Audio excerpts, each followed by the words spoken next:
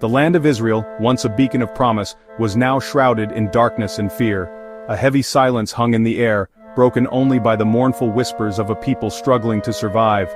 The weight of oppression bore down on them, threatening to extinguish the last embers of hope.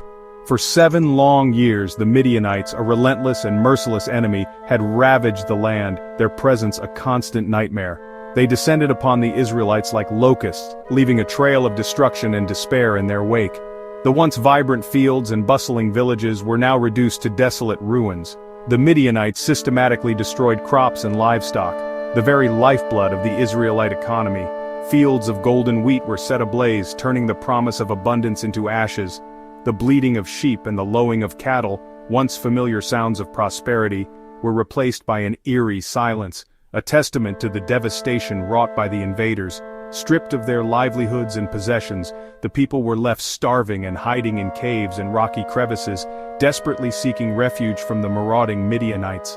Families huddled together in the darkness, their faces etched with fear and hunger, praying for a miracle that seemed increasingly unlikely. Every harvest season, which should have been a time of celebration and thanksgiving, terror returned with the Midianites. The anticipation of reaping the fruits of their labor was replaced by the dread of impending loss and violence. The enemy swept in like a destructive storm, looting, pillaging and leaving nothing behind for the already impoverished Israelites. Their scorched earth tactics ensured that the people would remain in a state of perpetual want and vulnerability.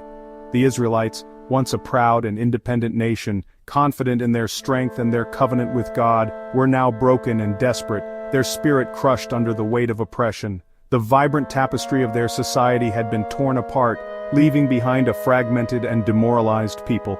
With nowhere else to turn, they began crying out to God from their hiding places, their voices filled with a mixture of anguish, desperation, and a flicker of hope. They remembered the stories of his past faithfulness, clinging to the belief that he could intervene once again. Hunger and despair filled every home, the laughter of children was silenced, and the warmth of family gatherings was replaced by the cold reality of survival. Hope seemed lost, swallowed by the overwhelming darkness that had engulfed their lives. The future stretched before them, bleak and uncertain. The joy of harvest, a time of communal celebration and gratitude, was now replaced by dread, a constant reminder of their vulnerability and the ever-present threat of the Midianites. The familiar songs of celebration, passed down through generations, were replaced by weeping and lamentation, a mournful soundtrack to their suffering. This was more than just a military defeat, it was a profound spiritual crisis, a test of their faith and their relationship with God. The foundations of their belief system were shaken to their core. The people questioned if God still cared about them, if he had abandoned them to their fate. Doubts gnawed at their hearts, threatening to erode their trust in his promises. They wondered if the stories of his past miracles, the tales of deliverance and divine intervention, were just stories from the past, relics of a bygone era with no relevance to their present suffering.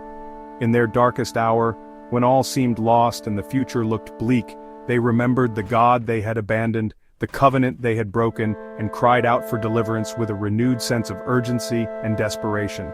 It's often when we reach the end of ourselves, when we have exhausted all our own resources and strategies, that we become truly ready to hear God's whisper, to recognize his presence in the midst of our suffering, and to receive the guidance and strength we need to overcome our challenges.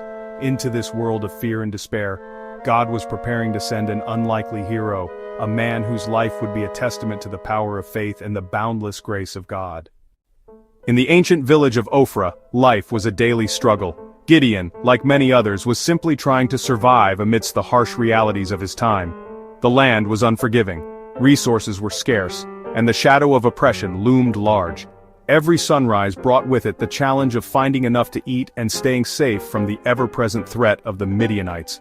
He saw himself as the least in his weak family, a humble member of a lineage that seemed to offer little in the way of strength or influence. He felt insignificant, a small cog in a world dominated by powerful forces.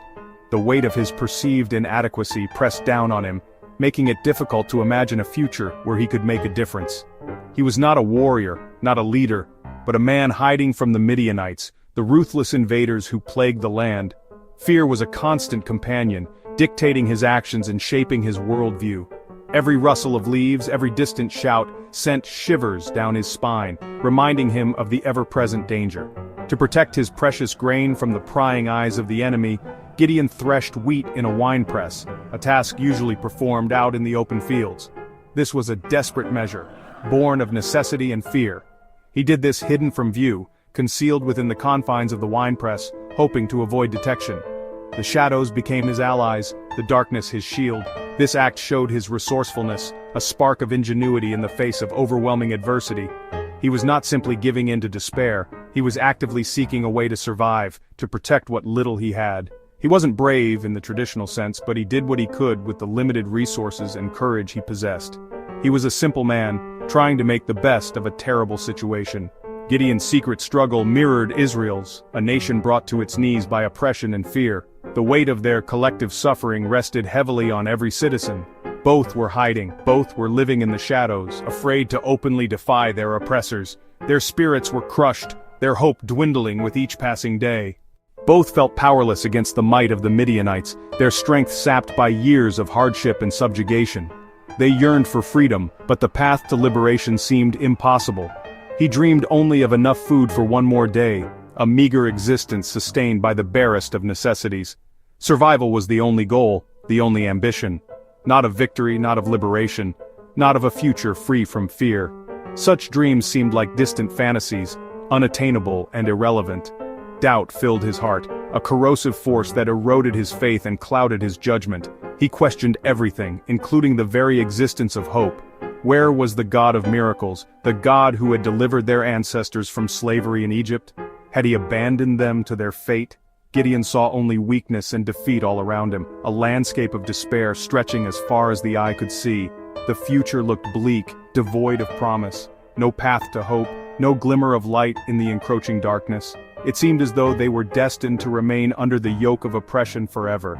Yet even in the darkest of times God was watching, his gaze fixed on the plight of his people. He had not forgotten them, nor had he abandoned them, seeking not a proud warrior, a mighty king, but a humble heart, a willing spirit, someone who would trust in his power and follow his commands. God often chooses the least likely, the most unexpected individuals to do the greatest things to accomplish the impossible. His ways are not our ways, his thoughts are higher than our thoughts. Gideon, hiding in a pit, threshing wheat in secret, fearing for his life, was about to be called to something far greater than he could ever imagine, a destiny that would change not only his life, but the fate of an entire nation. He had no idea his life was about to change forever, that he was on the cusp of a transformation that would turn him from a fearful farmer into a courageous leader. Sometimes the most unlikely people, the ones who feel the weakest and most inadequate, become the greatest heroes, the instruments of divine purpose. As Gideon worked in secret, an angel appeared and called him, "The Lord is with you, mighty warrior." Gideon, confused, questioned how God could be with them amid such suffering. He poured out his doubts. "If God is with us, why has all this happened?" The angel replied, "Go in the strength you have, am I not sending you?" Gideon protested, "How can I save Israel? I am the least in my family." God didn't argue. He simply promised, "I will be with you." That was the true source of strength, not Gideon's power but God's presence. With God, the weakest becomes strong, and the impossible becomes possible. Gideon was invited to stop focusing on his inadequacy and trust in God's sufficiency. This was the turning point. Gideon's doubts met God's promise. Sometimes all it takes is one word from God to change everything. Gideon's journey of faith had begun. Even with God's promise echoing in his ears, a promise of victory and deliverance, Gideon found himself wrestling with doubt. The weight of the task ahead, the sheer impossibility of overcoming such a formidable enemy, pressed heavily upon his heart. He yearned to believe, to fully embrace the divine assurance, but the human part of him craved tangible evidence. Gideon needed proof, a confirmation that this wasn't just a fleeting dream or a figment of his imagination. He needed something concrete to anchor his wavering faith, something to dispel the shadows of uncertainty that clouded his mind. The fate of his people rested on his shoulders, and he couldn't afford to act on blind faith alone. He asked for a sign, a clear and unmistakable demonstration of God's power and commitment.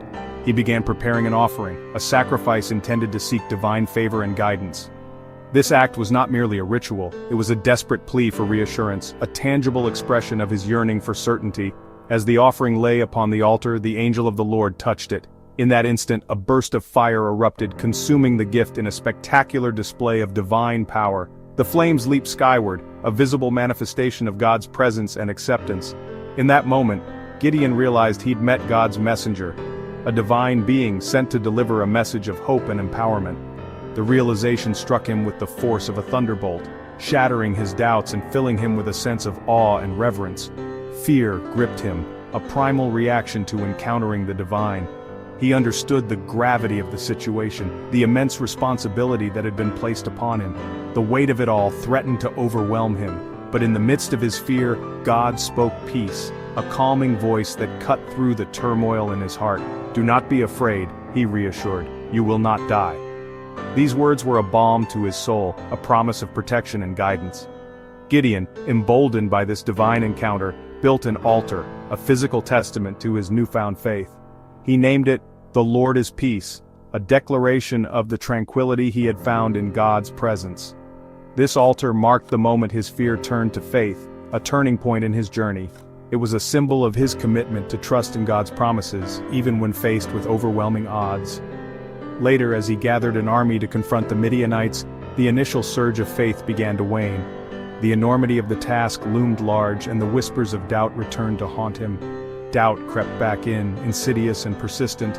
He questioned his ability to lead, his worthiness of God's favor, and the likelihood of success against such a powerful enemy. Facing the vast Midianite camp, a sea of tents stretching as far as the eye could see, Gideon felt a renewed wave of apprehension.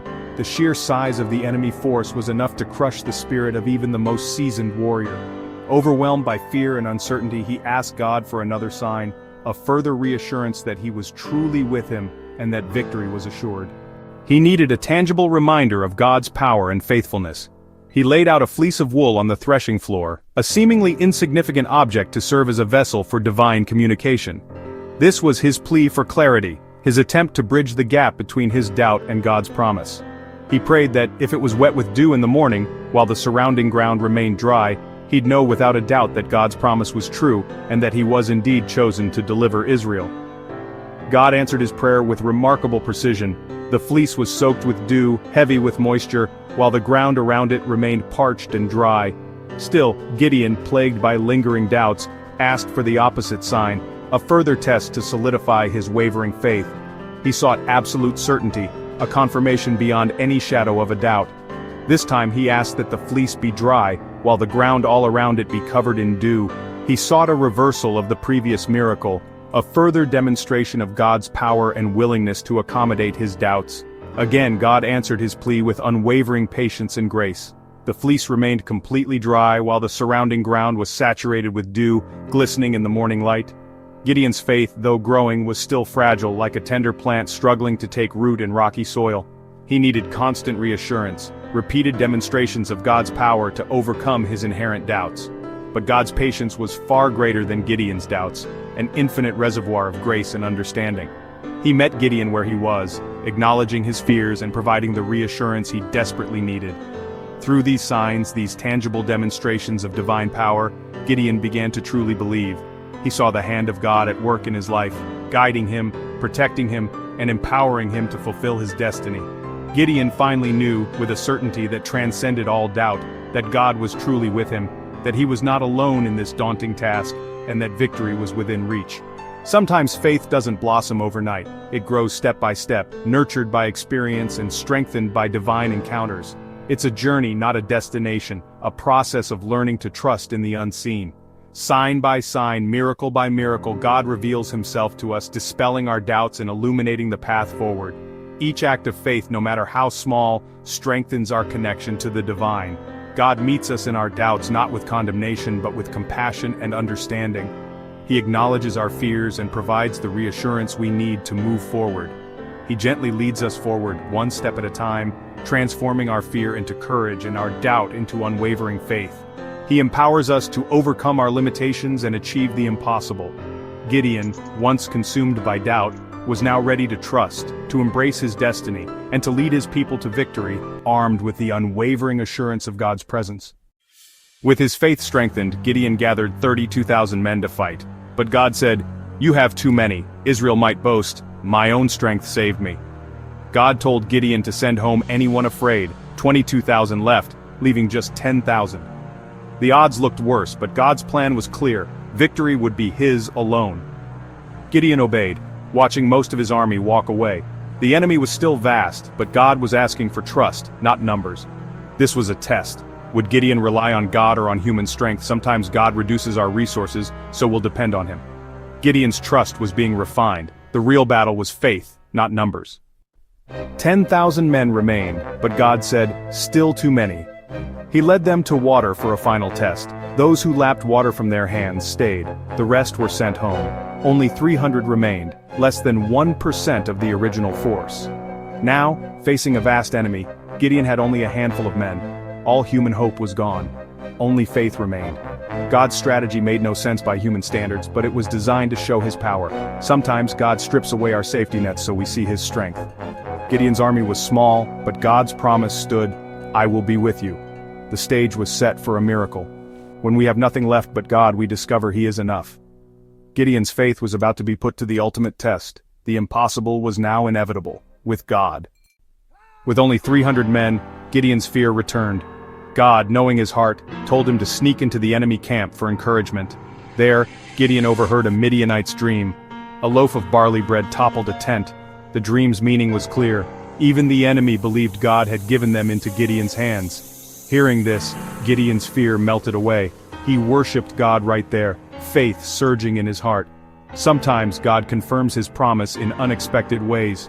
Even our enemies can become messengers of hope. Gideon was ready, his courage restored. The final battle was about to begin.